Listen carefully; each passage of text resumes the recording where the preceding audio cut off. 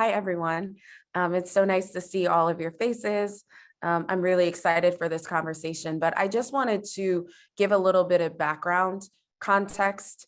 Part of the reason why we felt like it was important to have this conversation is because of an article that I wrote. And I know that the panelists have spoken about this in different contexts, but I just wanted to share a little bit around what went into the thought behind that article. So I wrote an article a few months ago, and the title of the article was, is it possible to change an oppressive workforce from the inside? And I've been thinking a lot about this as an external consultant, the power that I have to change a environment or a company, and also the power that people who work internally have. And it seems like just in speaking with the friends that I have that do this work internally, that work as like chief diversity officers or diversity managers, it seems like there is often an impasse that they reach where it's really, really difficult to change the structure, especially if you're part of that structure or environment. So I really wanted us to explore that in a little bit more detail, because some of you may be in positions right now where you're trying to change the power structures or redistribute power within your organization, and you're trying to figure out how to do that. And I guess I wrote the article and I was sort of pessimistic. I'm also biased because I'm an external consultant, and I do feel like while it's not impossible to change the structures in which you work, I think it's really, really, really, really challenging when you're trying to change the same people that are signing your paychecks. So I do think that that is an important thing that we have to sort of think about and talk about. And that's kind of part of the catalyst behind this conversation. But Farzin, you're one of my favorite, if not my favorite voice on LinkedIn, because you always sort of speak on some of these structural and systemic issues in a very sort of real and honest way. So I would love to hear your thoughts on like whether you actually think it's possible to change the structure that a person is part of, especially if you're a junior employee that maybe doesn't have a lot of power.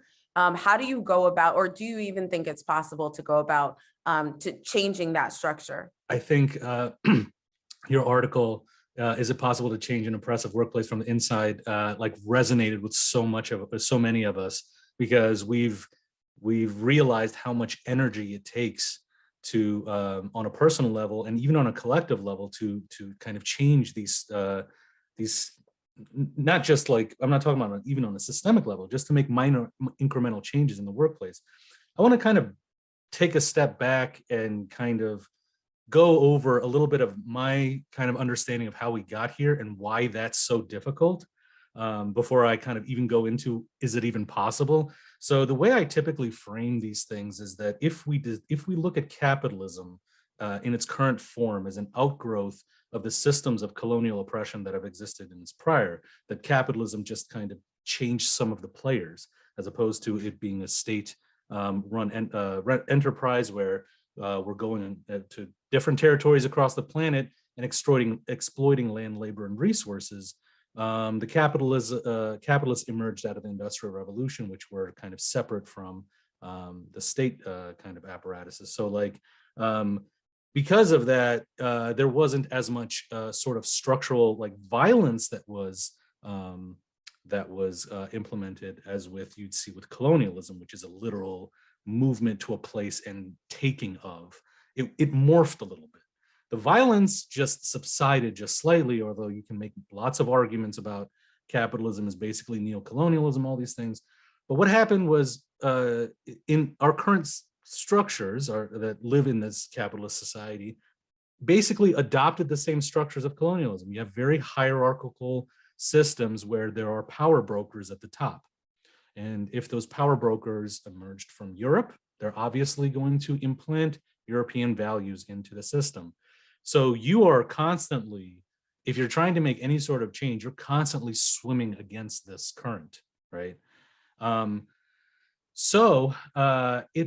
It takes a lot of sustained energy to make change, right? Unless you deconstruct the system and replace it with something that's much more egalitarian. I'll give you an example of how much energy it takes. Like, I believe it was in I think 2018 when workers at Google, and not unionized, these were just like an organized protest, about 20,000 across the globe, Google employees walked out, and that was because of sexual harassment in the workplace. The thing that they got was an apology and a commitment to stop forced arbitration, right? Something that should be normal. That was that incremental change. It took 20,000 employees to do that. And even then, you're still at the mercy of the power brokers of that system. So those employees, the 7 or so employees that organized the whole thing, were complained later about retaliation, right? So this wasn't necessarily, so it takes that kind of energy. But if we're trying to operate in this system, we have to think of ways of actually making that change. So we can do a mass protest, we can do a letter writing campaign where everybody signs. The best way in this current system, I believe, to check that those power brokers and force their hand is through unionization, unions. But we all know that union power in this country is very low. So we think of other mechanisms. ERGs, employee resource groups, affinity groups, are more structured ways of making incremental change. Although they're still at the mercy of the system, they can be disbanded. So it is possible on an incremental level, but we still are at the mercy of the system. And usually the system or the house, the organization, tends to win out. Yeah, I think what I think about a lot is accountability and how to hold leaders accountable, because I think accountability is a huge piece of the equation when we think about redistributing collective power. If leaders are being held accountable for the way that they treat people in the environments that they are creating, then they're going to be more mindful of those environments, and they're not going to treat people they're not going to mistreat people. And Farzin, you brought up the Google walkout or the protests. I also remember, I think around that time, there was something very similar that happened with McDonald's, where they had different employees from different locations who were protesting the sexual misconduct that the employees had experienced with little to no repercussions for the people who had caused the harm. And I don't even really know what ended up happening in that case, probably something similar. So I think it's a really difficult question when we think about how do we hold leaders accountable, because leaders aren't incentivized to hold themselves accountable. There are often measures to assess equity and inclusion in an environmental level, but there aren't any sort of like sanctions if companies aren't following those, those rules or those objectives that they set out to follow. And I think one of the problems that I run into as an external consultant is even within the employee resource groups and affinity groups, sometimes employees tell me that they feel like the group is just in place as sort of like as a nice to have, like they're not actually able to create change. So if the resource groups are mostly in many organizations, junior level employees, what power do they have, if any at all, to actually create change? And I think one of the things you talked about, Farzin, that's important is collective power. And though we might not have a lot of like status power or whatever it is in our companies, it's really important that we're coming together. And I think that there's a lot of power if 20 of your employees are saying that they want something or that they need something, or they're posting about it on social media. I think that is one of the tools that we have to actually create change, is that companies are afraid of litigation and they're afraid of being blasted on social media. But even with that, I think companies rely on the world's forgetfulness. I think after a week or two, we get mad at a company, we might drag them on social media, and then people forget, and then they can kind of fall back into their old ways. And I think Starbucks is a great example. If you all remember in 2018, with the situation that happened where a manager in a Philadelphia Starbucks called the police on two Black men because they weren't buying any items. People protested Starbucks, people boycotted Starbucks. The then CEO apologized and he issued a public apology. And they did that one day anti-bias training or unconscious bias training. And 3 or 4 years later, I don't really know what else systemically has changed in those situations. So that's where I kind of struggle with, like, whether, and I say this to my friends who work internally, I think one of the things that is important to think about is when you're doing this work and you're working internally, how exhausting it can be. You're like fighting against a system or swimming against a system that, like you said, Farzin, that is not changing, or that seems like it's not changing. And it almost feels like, why am I here? Or why am I doing this work if I am constantly trying to like serve as a sort of like a protective barrier against the harm that employees are experiencing. And many times the folks that are doing this work belong to marginalized or have marginalized identities themselves. So you're navigating that and also navigating trying to change the system. And I just don't think one person ever has the power to do that. And maybe, again, I'm being kind of cynical or I'm being pessimistic, but I do think before going into this work, there has to be an understanding of how challenging it can be and how almost impossible it is when you're working by yourself to try to change the system. So I think part of the way that we get that accountability is by coming together as a collective. Thanks, Janice. I want to highlight a couple of things that you said. Like, I fully agree with you on the limits of external accountability. I mean, I think putting things out there in social media, I mean, we've come to have such a fast-paced, like, we call it outrage culture, but it's really just kind of in the moment, right? Like, it does make some change, at least visibly in the moment. But again, like I mean, that's fleeting. It always reverts back to the system that we've designed for it. So if we place the power in the hands of a few individuals who have ultimate decision-making capacity, we're also putting power into the hands of things they don't like, their biases, all these things that can influence. And eventually those things are going to come out. Like, was it, I can't remember the philosopher that basically said, I'm the state, right? Like, referring to his authoritarian rule, like he is the arbiter of everything that happens in the state. And our organizations run very similarly, although nuanced, it's a little bit distributed. But so I think like the skepticism of making change is very well received. And it's something I struggle with when I'm doing my trainings, is like, how do we hold our organizations accountable? One thing that we definitely have to take into consideration is, going back to the Google example, is that it takes a lot of risk and responsibility to kind of, if you're a leader working up against the system, right? If you're leading the charge of resistance, there's a target on your back, right? You are the individual that's going to take the most brunt of it.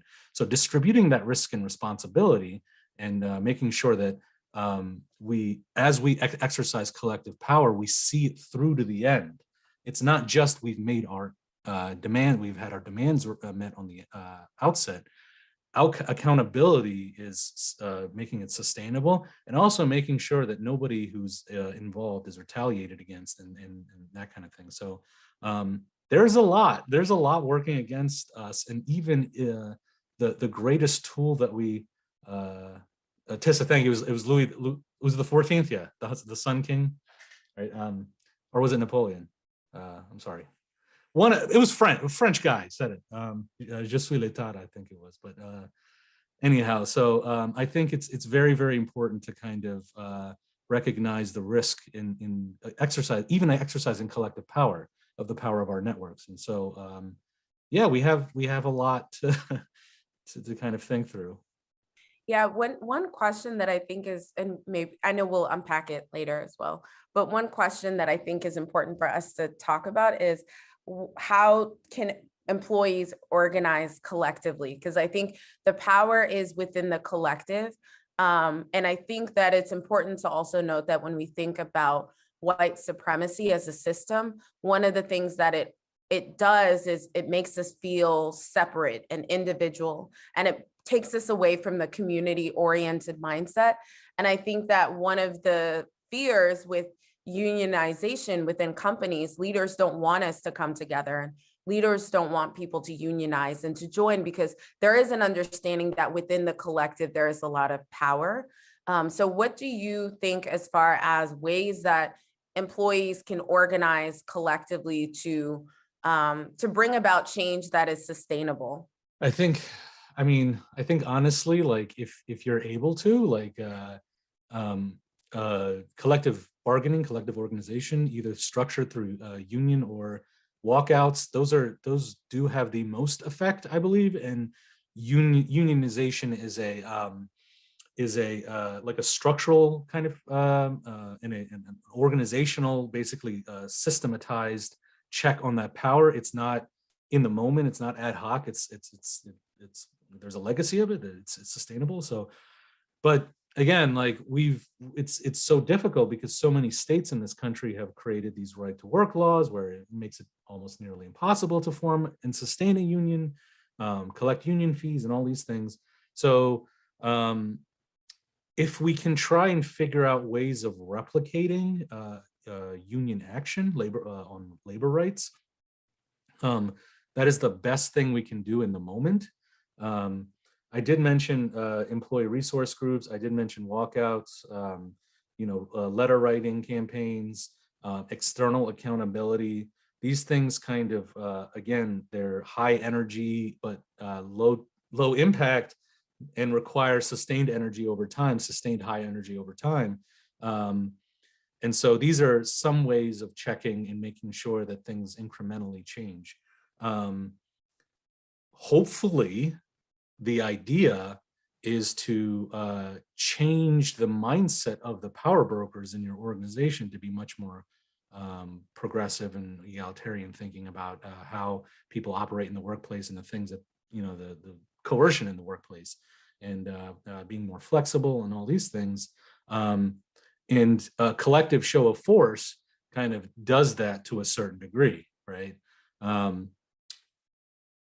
Absolute power corrupts absolutely. People revert back to old behaviors.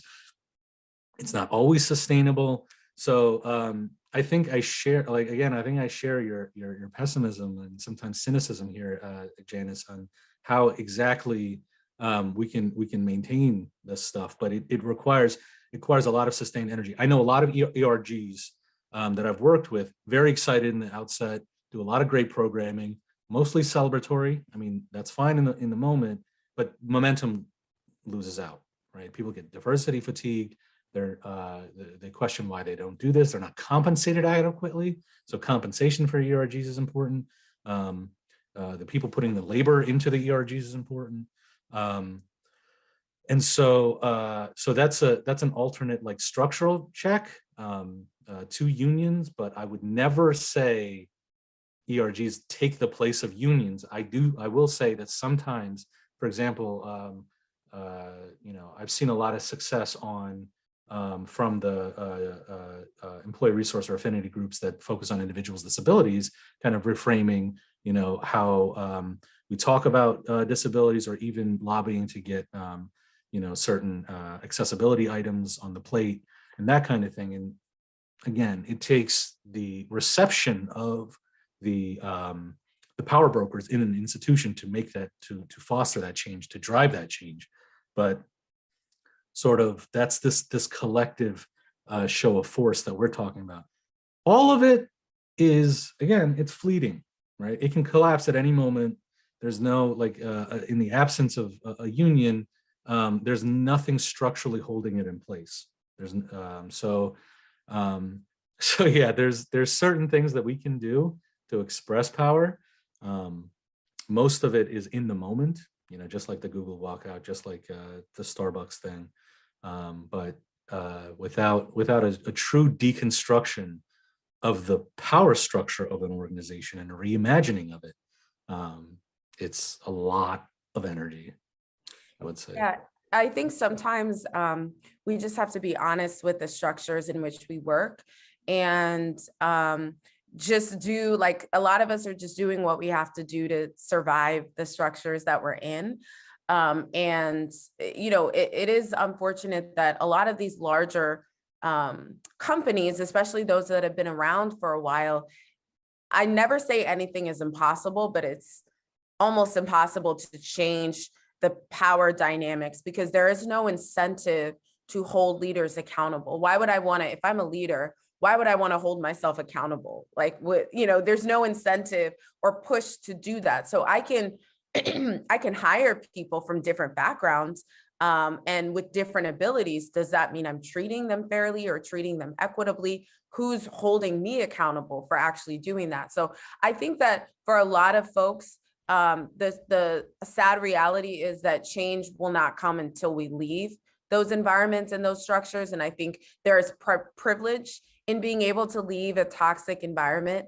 And many people cannot do that. So I think that the internal person or even the external person that comes in to help the organization should serve as like a barrier at the very least, so that the sort of like harmful behavior that you were experiencing, there's sort of like a shield. You may still experience it, but that person who is hired on behalf of the organization is working on behalf of the employees to help them. And that could be, some companies have an ombudsman where it's like an external entity that is helping to resolve issues, and employees need to know that those resources are available. I was speaking with somebody who works in a university, and she was saying she didn't even know her university had an ombudsman.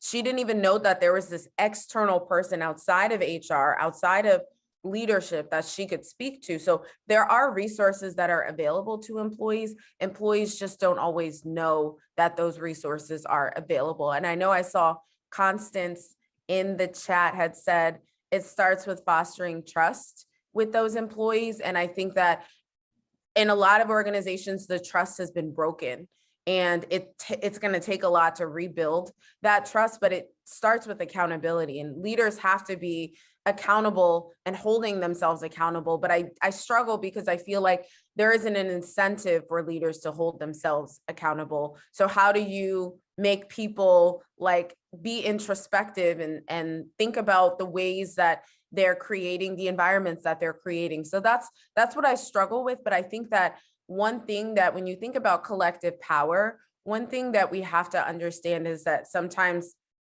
changing the environment is going to take, unfortunately, sacrifices. And you might have to be that person to speak up and to stick your neck out. And there are consequences that might come with that. But I try to think about it as far as I'm making the environment better for the people that come after me. So if I have to be the sacrificial lamb of my organization for change to actually happen, then for me, I'm kind of like, so be it. And it's unfortunate. I know that some people just want to go to work and clock in, clock out, and be done with it and not be like the martyrs of their organization. And it's, but I think that that's important to also think about. And how do we get back to that community mindset? Because I do think in the workplace, a lot of us are sort of like, how can I move and advance and ascend within this company without thinking about the collective? So I think that it's important for us to get back to that, because that's where the true power lies, is in that collective.